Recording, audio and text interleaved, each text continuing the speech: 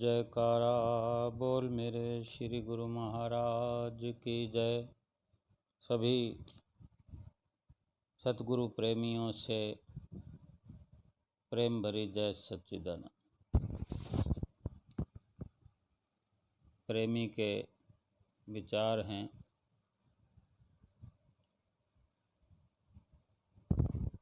दिन रात तेरे मुरीद को जो कि बंदगी का ख्याल है। मेरे सतगुरु मेरे शहंशाह, तेरी एक नजर का कमाल है। दिन रात तेरे मुरीद को दर पर लगी नजरें मेरी, तेरी रहमतों की तलाश में। दर पर लगी नजरें मेरी, तेरी रहमतों की तलाश में। तेरी एक नजर की तो बात है, मेरी जिंदगी का सवाल है। दिन रात तेरे मुरीद को। पंचम पातशाही गुरु महाराज जी की लीला सुनते हैं। एक भगत जी एक बार अपने घर पर नहा रहे थे।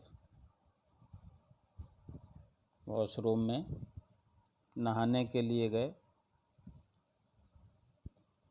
दर्शन करने लगातार जाते थे।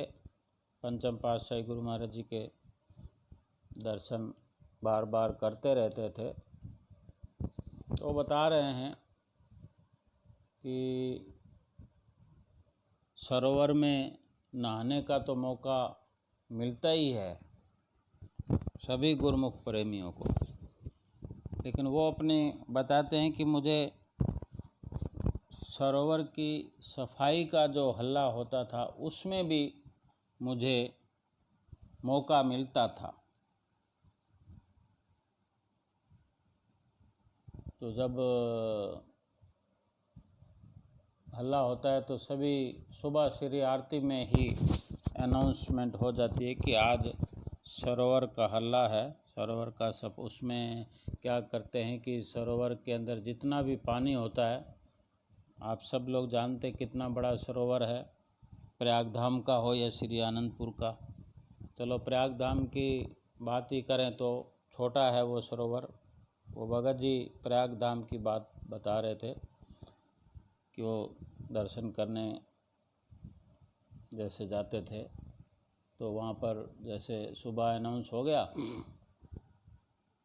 कि आज सभी गुरुमुख जो दरबार में हैं स्थाई और जो बाहर से दर्शनार्थ आए हुए हैं दर्शनों के लिए, सेवा के लिए, वो सभी लोग भक्तानियों की साइड में और भक्तों की साइड में सभी लोग सरोवर पर श्री प्रयाग सरोवर में पहुंचकर सेवा का लाभ उठाएंगे। जो जरूरी सेवा वाले हैं और जो लाचार हैं, बीमार हैं, जो नहीं कर पाते हैं, उनको छोड़कर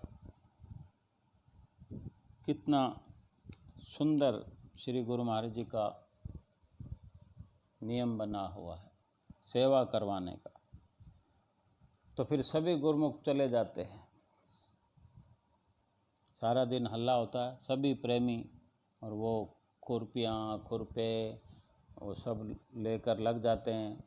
तसले, बड़े बड़े वाइपर पानी को इधर से उधर करने के लिए, और वो कितना उसके अंदर वो कचरा हो जाता है, कीचड़ इकट्ठा हो जाता है, उसके लिए फिर वो ट्रैक्टर सरोवर के अंदर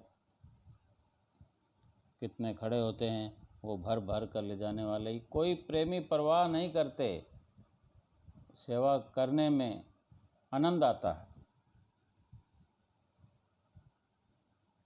तो ऐसे वो भगत जी बता रहे थे कि वो फिर कभी कभी श्री गुरु महाराज जी जैसे हल्ला होता है तो श्री गुरु महाराज जी सरोवर पर कृपा करते हैं और प्रसाद भी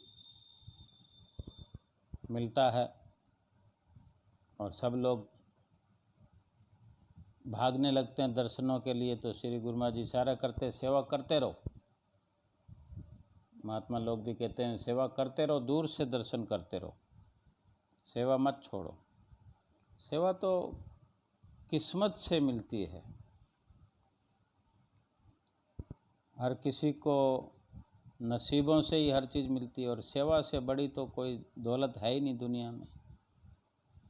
और जो सेवा करते हैं, दर्शन करते हैं, नित्य नियम करते हैं, आरती पूजा करते हैं, सिमरन करते हैं, तो श्री गुरु महाराज जी क्या से क्या बना देते हैं। श्री गुरु महाराज जी के कदमों में फरिश्ते तक सजदा करते हैं। कहते हैं, सजदा फरिश्ते तक करे, कदमों में तेरे औलिया। सजदा फरिश्ते तक करे, कदमों में तेरे औलिया। बांधेगा क्या तेरे दास को माया का जो जंजाल है। दिन रात तेरे मुरीद को जो कि बंदगी का ख्याल है। मेरे सतगुरु मेरे शहंशाह की जो सेवा करते हैं और दास बनकर सतगुरु के चरणों में अपना सर्वस्व समर्पण करते हैं, माया उसका क्या बिगाड़ सकती है। वो माया के पंजे में नहीं आ सकता, माया उसे बांध नहीं सकती।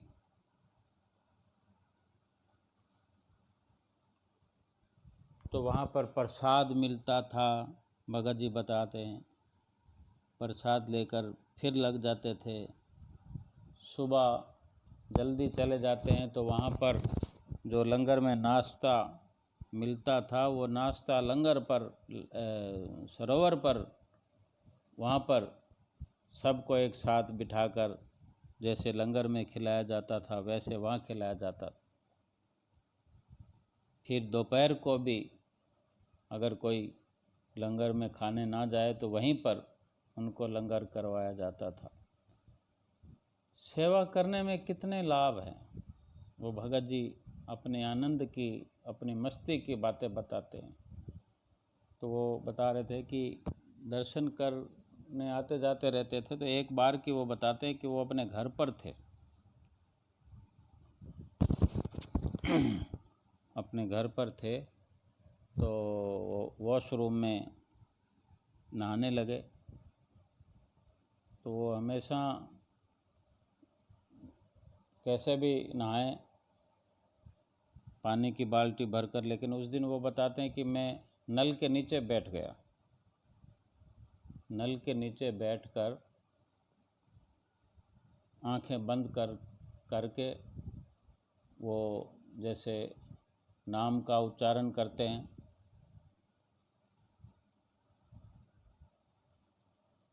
नाम को जपते रहो, नहाते रहो। तो भगत जी कहते हैं कि जैसे मेरा स्वभाव बना हुआ है, नहाते वक्त 2-4 शब्द ज़रूर उच्चारण करते हैं और वैसे दिन में चलता रहता है। भगत जी कहते हैं कि जैसे नाम का मैं उच्चारण कर रहा था तो मेरा ध्यान सीधा सरोवर में चला गया।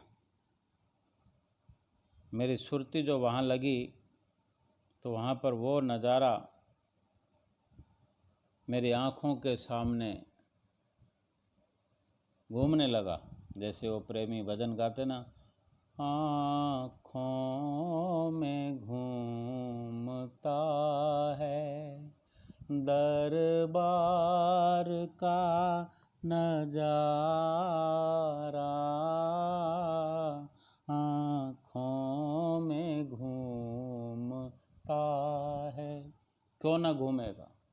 सुरती जो हमारी लगी रहती है, हम लीला किसी को सुना रहे हैं, किसी से सुन रहे हैं, किसी से जय सच्चिदानंद बोल रहे हैं, किसी से श्री गुरु महाराज जी का प्रोग्राम पूछ रहे हैं, श्री गुरु महाराज जी कहाँ हैं, आनंदपुर कब जाएंगे, प्रयागधाम कब जाएंगे, कब प्रयागधाम से आनंदपुर आएंगे, अभी कहाँ हैं, ग्वालियर में हैं, बेंगलोर में हैं, विदेश गए हुए हैं। अगर दिन रात हमारे इसी तरह गुरुमुख प्रेमियों से बातचीत होती रहेगी, श्री गुरु महाराज जी के समाचार सुनते रहेंगे, सुनाते रहेंगे, उनकी लीलाओं का बखान होता रहेगा, तो दिल में तो वही चलता रहेगा, दिमाग में वही चलता रहेगा।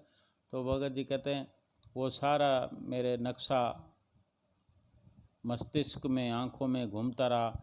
मैं आँखें बंद करके नहाता रहा, चाहे 2 मिनट के लिए ही सही। मुझे आनंद आने लगा। क्या देखा मैंने? सुबह जैसे स्नान होता है, नया पानी भरने के बाद में, जैसे वो त्यौहार का दिन होता है, स्नान होता है, श्री गुरु महाराज जी कृपा करते हैं, तो वो मंजर उसके आँखों के सामने घूमने लगा कि सुबह सुबह जैसे अपने अपने जैसे 5-6 बजे कृपा करेंगे श्री गुरु महाराज जी स्नान के लिए, तो सभी गुरुमुख लोग कोई 4 बजे उठ जाता है, अपनी सुविधा के अनुसार 4 बजे उठेगा, अपना फ्रेश होकर 5 बजे रवाना हो जाएगा, यानी 5-5:15 बजे 1 घंटा पहले पहुंच जाएगा, अपनी जगह, अपने बैठने की जगह को अपनी सुरक्षित करेगा, फिर इंतज़ार करेगा श्री गुरु महाराज जी का। तो कि मैं भी ऐसे जैसे मैं अपने कमरे से निकल रहा हूँ, पहुँच रहा हूँ और वहाँ बैठ गया हूँ, रस्से लगे हुए हैं, सीमा बनी हुई है, तो वहाँ पर बैठ रहे हैं, वो सरोवर का नज़ारा देख रहा हूँ। चारों तरफ गुब्बारे ही गुब्बारों से सजाया हुआ है, रोशनी ही रोशनी है चारों तरफ, और इधर बल्ब नज़र आ रहे हैं और इधर ऊपर मुँह करते हैं तो वो आसमान में सितारे जगमगा रहे हैं। अभी तो बहुत देर होती है, 5 बजे तो अंधेरा होता है, वो सितारे दिख रहे हैं। ऐसे लग रहा है जैसे रात अभी हुई हो, रात का समय दिख रहा है। हालांकि वहाँ से उठकर दूसरी सड़क पर जाएंगे और लाइटें नहीं जल रही होंगी तो ऐसा नहीं दिखेगा, ऐसे लगेगा सुबह हो गई है, लेकिन वहाँ तो ऐसे ही लगेगा रात का नज़ारा, चारों तरफ रोशनी ही रोशनी है और सभी गुरमुख प्रेमी बैठे हैं, भीड़ की भीड़, कितनी संगत अपने प्रीतम प्यारे का। और उस वक़्त वो भगत जी बताते हैं, पंचम पातशाही गुरु महाराज जी का मेरे ख्याल चल रहा था कि श्री कार अभी आएगी। कार के हॉर्न की आवाज़ भी सुनाई देने लगी, श्री कार आ गई। गुरु महाराज जी तशरीफ़ ले गए सरोवर के अंदर, जो कमरा बना, शीश महल बना हुआ है, कमरा बना हुआ है, उसमें आप नहा रहे हैं। साक्षात मुझे दिखने लग गए। श्री गुरु महाराज जी ने स्नान किया, फिर फूल बरसाए सरोवर के अंदर, वो पतासों का प्रसाद डाला, कोई फल फूल सब कुछ वितरण किया, और ऐसे हम इंतज़ार कर रहे थे। श्री गुरु महाराज ने सबको आशीर्वाद दिया, सब कुछ नज़र आ रहा। तो वो भगत जी कहते हैं इस तरह श्री गुरु महाराज जी चले गए तो 2 मिनट में कुछ का कुछ हो जाता है। और सभी गुरुमुख फिर कैसे श्री गुरु महाराज जी के बाहर तशरीफ़ लाने का इंतज़ार भी पूरा नहीं करते हैं और कूद पड़ते हैं सरोवर के अंदर। कितनी मस्ती से नहाते हैं, वो क्या नज़ारा होता है, वो कैसा आनंद होता है। साफ़ सुथरा पानी, जैसे पूरा का पूरा सरोवर बिल्कुल साफ पानी से कौन भरेगा। त्रिलोकी के अंदर कहाँ ऐसी व्यवस्था होगी। हम यहाँ सुनते हैं कोई गंगा को साफ करने में लगा है, कोई जमुना को साफ करने लगा है, लेकिन श्री आनंदपुर दरबार की गंगा जमुना सरस्वती तो यही है और हर आए दिन सफाई होती है। श्री आनंदपुर दरबार का कितना बड़ा सरोवर है, कितने बड़े एरिया में गोल घेरे में बना हुआ है, पूरे का पूरा साफ करते हैं। कौन कर सकता है? ये भगवान ही हैं, ये श्री अनंतपुरवासी भगवान हैं जो कर सकते हैं, जो करते हैं और हमारे जैसे प्रेमियों को, गुरुमुखों को सेवा का अवसर देते हैं और हम ही को उसी के अंदर स्नान करवा कर हमारे पापों की मैल को धो देते हैं। कितना पंचम पातशाही गुरु महाराज जी ने हमारे लिए उपकार किया, कितनी रहनुमाई हमें मिली। इस तरह का नज़ारा देखते देखते वो भगत जी ने सब कुछ बताया फिर कि वो नहाने का तो वॉशरूम में थोड़ी देर का था, लेकिन वो सारा और हमें सुनाया उन्होंने। तो मैं भी श्री प्रयाग धाम और अनंतपुर के चक्कर लगाया, थोड़ी मिनटों सेकंडों में ही मैं वहाँ पर घूम घाम के आ गया। वो श्री गुरु महाराज जी की श्रीकार के दर्शन, वो गुब्बारे, श्रीकार कैसे सजी होती है, पूरी श्रीकार गुब्बारों से ढकी होती है और भी कितनी सुंदरता से उसको सजाया होता है और कितने सिल में सितारे लगे होते हैं और बड़े बड़े गुब्बारों के झुंड श्री गुरु महाराज जी अपने कर कमलों में लेकर आकाश की ओर जब छोड़ते हैं तो आकाश साफ सुथरा आकाश होता है, अंधेरा छट चुका होता है, सुबह के 7 बज चुके होते हैं लगभग। बड़े बड़े झुंड के झुंड गुरुमुख प्रेमी जो गुब्बारे फुलाकर हाथों में महात्मा जन लेकर खड़े होते हैं कि सैकड़ों गुब्बारों का झुंड एक ही अलग होता है बना हुआ। इस तरह के कई झुंड श्री गुरु महाराज जी अपने कर कमलों में लेते हैं और उसको छोड़ देते हैं, आज़ाद कर देते हैं और उसको कहाँ से कहाँ पहुँचा देते हैं। तो ऐसे लगता है जैसे श्री गुरु महाराज जी हमें भी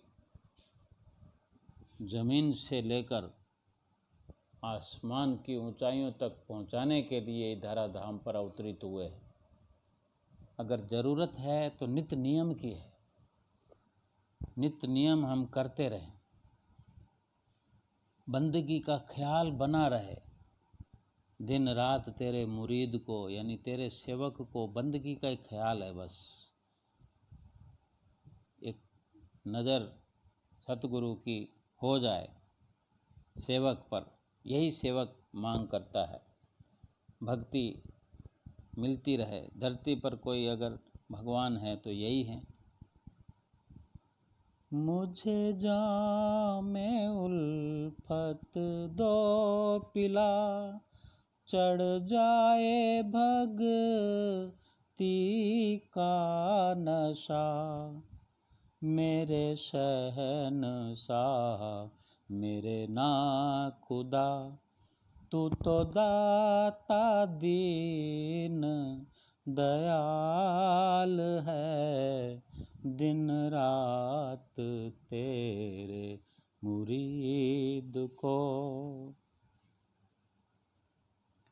हैरान क्या होगा कभी 2 दिन की असरत के लिए, प्रेमी जो तेरे नाम की दौलत से माला माल है, दिन रात तेरे मुरीद को। उस भगत जी से जो लीला सुनकर मेरे भी मन में विचार आया और मैं भी स्नान करते वक्त नल के नीचे बैठकर आँखों को बंद करके शब्द का उच्चारण करना, मौन उच्चारण करना और अपनी सुरती को सरोवर पर लगा देना। नित्य प्रति मैंने शुरुआत की है। नित्य प्रति ऐसा करने से वो नज़ारा कभी थोड़ा कभी ज़्यादा नज़र आता है। आनंद आता है स्नान करने में भी।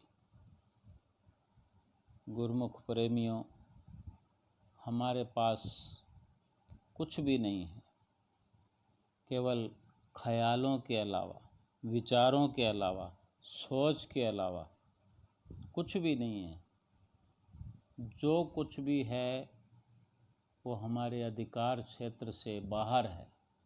हमारे अधिकार में है हमारी सोच, हमारे अधिकार में है हमारे विचार, हमारे संस्कार, हमारी चित्तवृत्तियाँ। उसको चाहे कहीं भी लगाएं, अच्छे कर्मों में लगाएं या बुरे कर्मों में लगाएं, तो क्यों ना उससे संस्कार अच्छे बनाएं, विचार हम अपने अच्छे बनाएं, अपनी सुरती को सतगुरु के चरणों में जोड़ दें। कितना लाभ मिलेगा? श्वास दर श्वास। वक़्त तो पूरा हो रहा है, हमारे पास कुछ नहीं है, हमारे पास समय है।